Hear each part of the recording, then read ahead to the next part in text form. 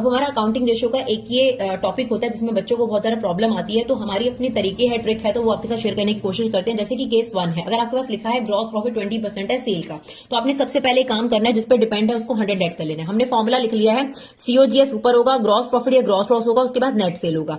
आपने सीओजीएस को cost price की तरह ट्रीट करना है, और ये आपका सेलिंग प्राइस, और ये आपके पास प्रॉफिट है। ठीक है जी। अब सेल्स को हमने 100 ऐड कर लेना है। ठीक है, ग्रॉस प्रॉफिट 20% ऑन सेल है, तो सेल का अगर 20% करेंगे तो 20 रुपीज आ गया।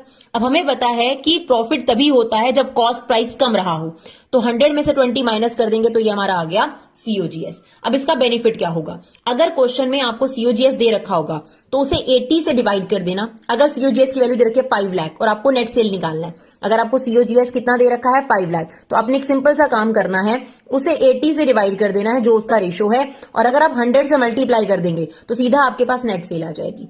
और अगर आप 80 से डिवाइड करके 20 से मल्टीप्लाई कर देंगे तो आपके पास आ जाएगा gross profit. Right.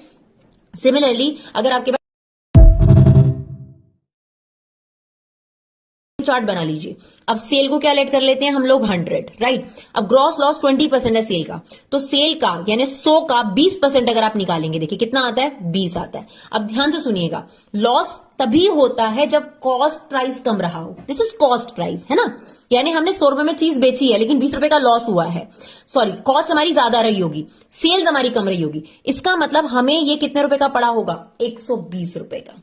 Is it okay? 20। ये जो हमने चार्ट बनाया इसका बेनिफिट क्या होता है, क्वेश्चन में आपको इन तीनों में से कोई भी चीज दी हो, आपने क्या करना है, उसके सामने वाली फिगर से डिवाइड करना है, और जिस पे भी आपको पहुंचना है उससे मल्टीप्लाई करना है। एक एग्जांपल के तौर पर आपको क्वेश्चन में सेल्स गिवन है और आपको ग्रॉस लॉस पता करना है। ठीक है, मान लेते हैं आपको नेट सेल गिवन है 10 लाख रुपए की, क्लियर, और आपको ग्रॉस लॉस पता करना है।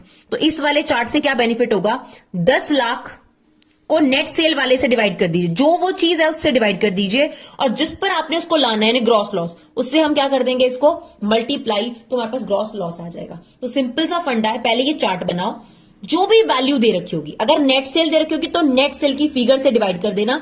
अगर आपको नेट सेल से ग्रॉस लॉस पता करना है तो इसे 100 से डिवाइड और 20 से मल्टीप्लाई, और अगर आपको सीओजीएस निकालना है तो इसको 100 से डिवाइड और 120 से मल्टीप्लाई। यानी सिंपल सी बात है, जो चीज गिवन है उसके पोर्शन से डिवाइड, और जिस पर आपको लाना है उससे आपने क्या करना है, मल्टीप्लाई।